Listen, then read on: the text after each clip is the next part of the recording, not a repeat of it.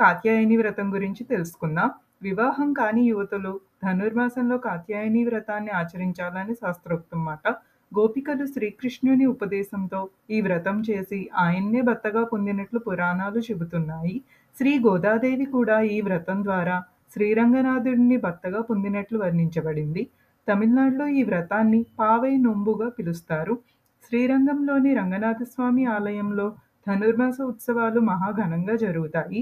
ఇంకా ధనుర్మాసం ప్రతి భక్తుని జీవితంలో భక్తి, శాంతి, శుభం కలగాలని నేనైతే కోరుకుంటున్నాను. వైష్ణవ సాంప్రదాయంలో ధనుర్మాసం అత్యంత పవిత్రమైన మాసంగా ఉంటుంది. ధనుర్మాస నియమాలు: సూర్యోదయానికి 5 గడియలు ముందే నిద్రలేచి కాలకృత్యాలు పూర్తి చేసి తలస్నానం చేయాలి. అనంతరం నిత్య పూజలు, సంధ్యావందనాలు చేయాలి. ఈ మాసమంతా విష్ణు పురాణం, విష్ణుగాథలు చదవడం లేదా వినటం, వైష్ణవ ఆలయ దర్శనం చేయటం శుభప్రదం మాట. ఈ ధనుర్మాసం అంతా కూడా భక్తి, నియమాలు, ఆచరణలతో శ్రీ మహావిష్ణువుని ఆరాధిస్తే ఆయన అనుగ్రహం విశేషంగా లభిస్తుందని భక్తుల విశ్వాసం మాట. ధనుర్మాసం ప్రత్యేకత: బ్రహ్మ ముహూర్తంలో లేచి స్నానం చేయటం, విష్ణు నామస్మరణ, తిరుప్పావై పఠనం, ఆలయ దర్శనం, దాన ధర్మాలు.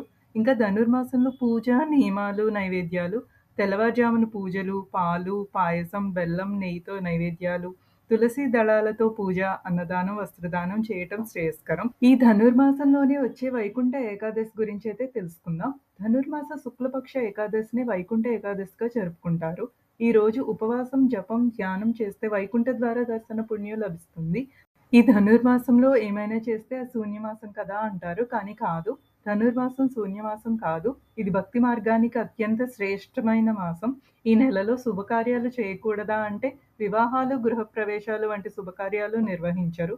కానీ పూజలు, వ్రతాలు, దాన ధర్మాలు చేయటం ఈ మాసంలో అత్యంత శుభప్రదం. ధనుర్మాసంలో చేసిన చిన్న పూజ కూడా అనేక రెట్లు ఫలితాన్ని ఇస్తుంది అని నమ్ముతారు. ఈ పవిత్ర ధనుర్మాసాన్ని భక్తి శ్రద్ధలతో ఆచరించి శ్రీ మహావిష్ణువు కృపకి పాత్రులం అవుదాం. శుభ ధనుర్మాస శుభాకాంక్షలు.